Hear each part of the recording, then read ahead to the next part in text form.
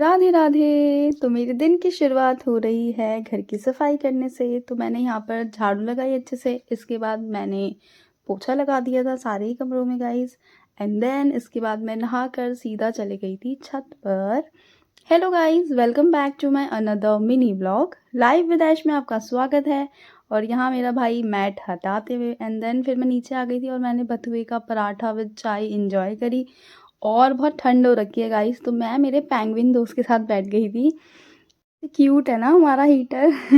इसके बाद गाइस मैंने ब्रोकली बॉईल करी थी। ऐसे ही कभी कभी खा लेते हैं, अच्छी लगती है बॉईल कर कर। और यहाँ मेरी मम्मी बैठ चुकी है हरी सब्जी साफ करने, और मम्मी भी लाइक अब ठंड में खिलाऊंगी, मैं तुम्हें रोज़ हरी सब्जी खिलाऊंगी।